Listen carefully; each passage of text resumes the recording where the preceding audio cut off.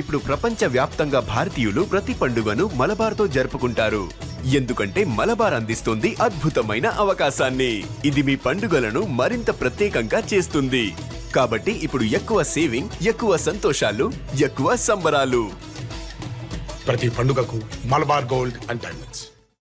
కర్ణాటకలో రాజకీయాలు ఆర్ఎస్ఎస్ చుట్టూ తిరుగుతుంటాయి. అక్కడ సంఘ్ బలంగా ఉంది. సౌత్లో బీజేపీ అధికారంలోకి వచ్చిన రాష్ట్రం కూడా కర్ణాటకనే. ఇప్పుడు కన్నడ నాట సంఘ్కు సంబంధించి ఓ బిగ్ అప్డేట్ తెరపైకొచ్చింది. అది కాంట్రవర్సీ కూడా అవుతుంది. అదేంటంటే ఆర్ఎస్ఎస్ శాఖలకు స్థలాలు ఇవ్వొద్దు, యువతలో నెగిటివ్ థాట్స్ నింపుతున్నారంటూ బ్యాన్ చేయాలన్న ఆలోచనలో కర్ణాటక ప్రభుత్వం ఉండడమే.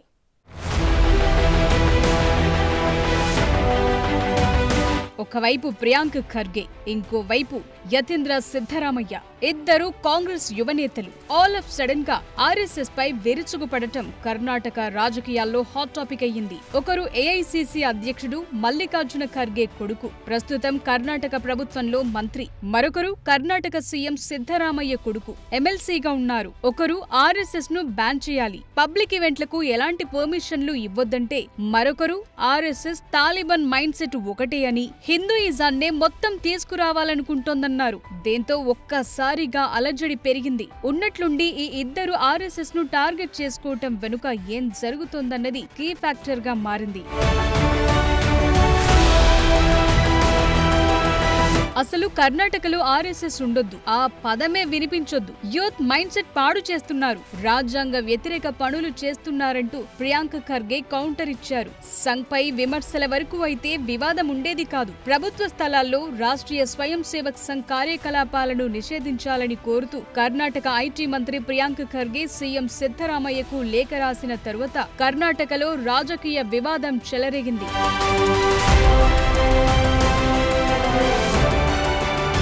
లేఖలో ఏముందంటే, ప్రభుత్వ పాఠశాలలు, ఆట స్థలాలు, దేవాలయాల్లో సంఘ్ శాఖలు సమావేశాలను నిర్వహించడం ద్వారా పిల్లలు, యువతలో విభజన ఆలోచనలను ఆర్ఎస్ఎస్ వ్యాపింపచేస్తోందని ఆరోపించారు. అలాంటి కార్యక్రమాలు రాజ్యాంగ విరుద్ధమని, జాతీయ ఐక్యత స్ఫూర్తికి వ్యతిరేకమన్నారు. వాటిని పూర్తిగా బ్యాన్ చేయాలని స్వరం పెంచుతున్నారు. పోలీసుల అనుమతి లేకుండా జరిగే సంఘ్ శాఖల్లో దండ ఉపయోగిస్తారని, కర్రసాములుంటాయని, పిల్లలు, యువతపై చెడు ప్రభావాన్ని చూపుతాయన్నారు ప్రియాంక ఖర్గే. అందుకే ప్రభుత్వ గ్రౌండ్లలో బైఠక్ అను, సాంఘిక్ అను ఏ సమావేశం పెట్టినా ఆర్ఎస్ఎస్ కార్యకలాపాలను నిషేధించాలన్నారు. ఆ దిశగానే కర్ణాటకలో కథ ముందుకెళ్లింది. సర్కార్ కూడా సంఘ్ కార్యకలాపాలపై అడుగు ముందుకేస్తోంది.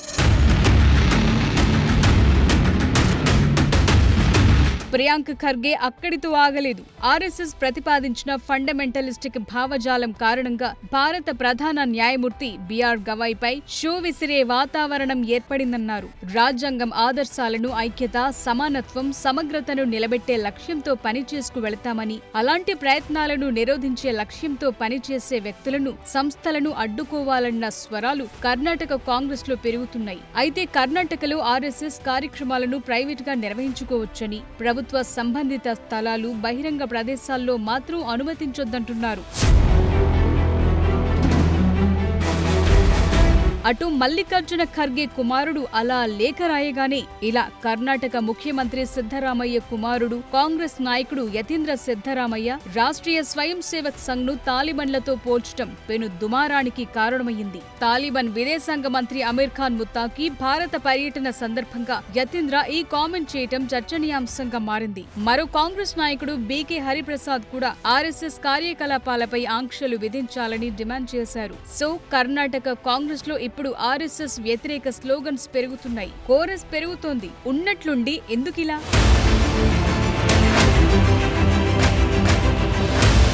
సంఘ్ పై కాంగ్రెస్ నేతలు ఇంతలా ఫైర్ అవుతుంటే బీజేపీ ఊరుకుంటుందా? గట్టిగానే కౌంటర్లిస్తోంది. ఆర్ఎస్ఎస్ నేపథ్యం, ఆ సంస్థ నిర్వహిస్తున్న కార్యకలాపాలు తెలియని వారు మాత్రమే ఇలాంటి కామెంట్స్ చేస్తారని కర్ణాటక బీజేపీ అధ్యక్షుడు బివై విజయేంద్ర కౌంటర్ ఇచ్చారు. బాధ్యతాయుతమైన పదవిలో ఉన్న ప్రియాంక ఖర్గే రాసిన లేఖ ఆయన మూర్ఖత్వాన్ని ప్రదర్శిస్తుందన్నారు. కాంగ్రెస్ 2-3 సార్లు ఆర్ఎస్ఎస్ ను నిషేధించిందని, కానీ తరువాత ఆ నిషేధాలను ఉపసంహరించుకుందని విజయేంద్ర అన్నారు. మరి తప్పు లేకపోతే బ్యాన్ ఎందుకు ఎత్తేశారని క్వశ్చన్ చేశారు. ఆర్ఎస్ఎస్ వ్యతిరేక కామెంట్లన్నీ పదవులు కాపాడుకునేందుకు, గాంధీ కుటుంబాన్ని సంతృప్తిపరచడమే లక్ష్యంగా ఉన్నాయంటోంది బీజేపీ. ఈ డైలాగ్ వార్ సందర్భంగా కర్ణాటక బీజేపీ మల్లికార్జున ఖర్గేకు సంబంధించి ఓ ఫోటో షేర్ చేసింది. ఈ ఫోటో 2002 నాటిది. ఇందులో మల్లికార్జున ఖర్గే ఉన్నారు. బెంగళూరులోని నాగవారాలో జరిగిన ఆర్ఎస్ఎస్ కార్యక్రమానికి మల్లికార్జున ఖర్గే హాజరైన ఈ పాత ఫోటోను షేర్ చేసింది బీజేపీ. 2002లో కర్ణాటక హోంమంత్రిగా ఉన్నప్పుడు వెళ్లిన సీన్ ను ఎగ్జాంపుల్ గా చూపింది. మీ నాన్న స్వయంగా ఆర్ఎస్ఎస్ క్యాంపును సందర్శించి ఆర్ఎస్ఎస్ సామాజిక సేవ కార్యకలాపాలను అభినందించి పూర్తి సహకారాన్ని అందిస్తే ఇవాళ మీరు కాంగ్రెస్ హైకమాండ్ ను ఆకర్షించేందుకు షో చేస్తున్నారా అని ప్రియాంక ఖర్గేనుద్దేశించి కామెంట్ పెట్టింది. అయితే ఈ పోస్టుపై ప్రియాంక ఖర్గే రియాక్ట్ అయ్యారు. బీజేపీ వాదన తప్పుడు ప్రచారమని కొట్టిపారేశారు. శాంతి భద్రతలకు భంగం కలిగించకుండా ప్రజలను హెచ్చరించడానికే తన తండ్రి అప్పటి పోలీస్ కమిషనర్ సాంగ్లియానాతో కలిసి ఆర్ఎస్ఎస్ క్యాంప్ సైట్ దగ్గరకు వెళ్లారని పోస్టు పెట్టారు. దేశ చట్టానికి కట్టుబడి ఉండాలి లేదా పరిణామాలను ఎదుర్కోవటానికి సిద్ధంగా ఉండాలని మల్లికార్జున ఖర్గే స్పష్టం చేశారన్న మాటల్ని గుర్తు చేశారు. సో మొత్తంగా కర్ణాటకలో ఇప్పుడు ఆర్ఎస్ఎస్ కేంద్రంగా సరికొత్త పొలిటికల్ గేమ్ సడన్ గా కనిపించడం ఆసక్తికరంగా మారింది. అటు ఖర్గే కుమారుడు ఇటు సిద్ధరామయ్య కుమారులిద్దరూ సంఘ్కు వ్యతిరేకంగా ఒకేసారి రాగమెత్తుకోవటంతో తెర వెనుక ఏం జరిగి ఉంటుందా అన్న చర్చ జరుగుతోంది.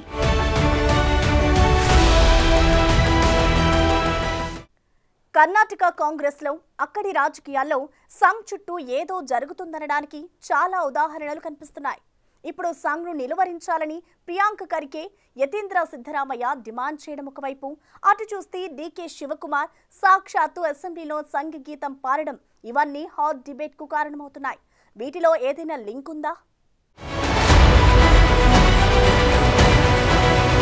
కర్ణాటక రాజకీయాలు చాలా సెన్సిటివ్. ఎందుకంటే గేమ్ చాలా ఇష్యూస్ చుట్టూ తిరుగుతుంది. ఇక్కడ బీజేపీ, కాంగ్రెస్ ఆల్టర్నేట్ గా ప్రభుత్వాలు చేపడుతూ వస్తున్నాయి. ప్రజెంట్ సిద్ధరామయ్య నేతృత్వంలో కాంగ్రెస్ అధికారంలో ఉంది. ప్రభుత్వంలో కీలక మంత్రిగా ఉన్న డీకే శివకుమార్ వర్గం కూడా గట్టిగానే ఉంది. అక్కడ సీఎం పదవి చుట్టూ గేమ్ నడుస్తుంటుంది. రెండు వర్గాలు పవర్ సెంట్రిక్ గా ఉన్నాయి. ఇప్పుడు ఖర్గే, సిద్ధరామయ్య కుమారులిద్దరూ సంఘ్కు వ్యతిరేకంగా స్పాట్ పెట్టే పనిలో ఉన్నారు. అయితే ఆశ్చర్యకరంగా గత ఆగస్టులో డిప్యూటీ సీఎం డీకే శివకుమార్ మాత్రం సాక్షాత్తు కర్ణాటక అసెంబ్లీలోని రాష్ట్రీయ స్వయం సేవక్ సంఘ్ గీతం నమస్తే సదావత్సలే మాతృభూమి అని అచ్చం అదే ట్యూన్ లో పాడి వినిపించారు. ఆగస్టు 21న కర్ణాటక అసెంబ్లీలో కొద్దిసేపు ఏం జరుగుతుందో ఎవరికీ అర్థం కాలేదు. హఠాత్తుగా రాష్ట్రీయ స్వయం సేవక్ సంఘ్ పాట పాడడం వివాదం రాజుకునేలా చేసింది.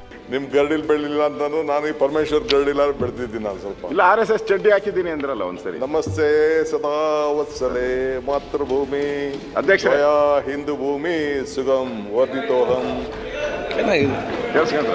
ಮಹಾಮಂಗಲೆ. ನಾನು ಅವೆಲ್ಲ ಕಡತಿಂದ ತೆಗೆದಾಕಿಸ್ಬೇಡ್ರಿ, ಚರ್ಚೆ ಬೇಡ. ಅದನ್ನ ಕರ್ನಾಟಕ ರಾಜ್ಯ ಕ್ರಿಕೆಟ್ ಅಭಿಮಾನಿಗಳು ಬೇರೆ ಬೇರೆ ರಾಜ್ಯದಲ್ಲಿ ಬೇಕಾದಷ್ಟು ಇಂಥದೆಲ್ಲ ಆಗಿದೆ. కర్ణాటక అసెంబ్లీ సమావేశాలు వాడివేడిగా సాగే టైంలో డీకే శివకుమార్ నమస్తే సదావత్సలే మాతృభూమి అంటూ పాడడం ఒక్కసారిగా షాక్ గురిచేసింది. ముఖ్యంగా కాంగ్రెస్ శిబిరంలో ఇందుకు సంబంధించిన వీడియో వైరల్ కూడా అయింది. ఆయన ఎందుకిలా చేశారని కాంగ్రెస్ పార్టీ కూడా షాక్ తిన్నది. కాంగ్రెస్ లో విభేదాలు పెరిగాయని ఇదే ఉదాహరణ అని అప్పట్లో బీజేపీ నేతలు కూడా కౌంటర్లిచ్చారు. నిజానికి కర్ణాటకలో సీఎం మార్పు అంశంపై ఊహాగానాలు వినిపించిన టైంలో డీకే శివకుమార్ సంఘ్ సాంగ్ పాడారు.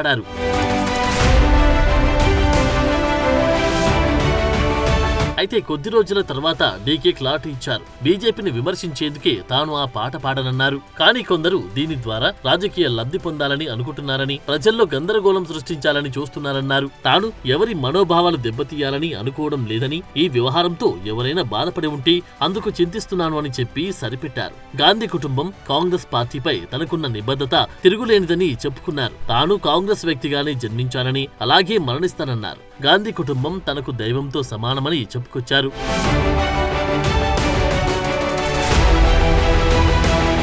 రాయల్ ఛాలెంజర్స్ IPL గెలిచిన తర్వాత చిన్నస్వామి గ్రౌండ్ లో తొక్కిసలాట జరిగింది. అదే అంశంపై బదులిస్తున్న సందర్భంగా డీకే శివకుమార్ RSS ప్రార్థనా గీతం పాడడం ఎవరికీ అర్థం కాలేదు. ఇప్పుడు ప్రియాంక ఖర్గే, అటు యతీంద్ర సిద్ధరామయ్య కూడా సంఘ్ కార్యకలాపాలను నిలువరించాలని ఆల్ ఆఫ్ సడన్ గా డిమాండ్ చేయడం వెనుక ఏదైనా లింక్ ఉందా అన్న చర్చ జరుగుతోంది. డీకే సంఘ్ గేయం పాడుతుంటే బీజేపీ ఎమ్మెల్యేలు నాడు బల్లలు చెరుస్తూ మద్దతిచ్చారు. సభ రికార్డుల నుంచి ఈ గీతాన్ని తొలగించొద్దని కూడా వారు నినదించారు.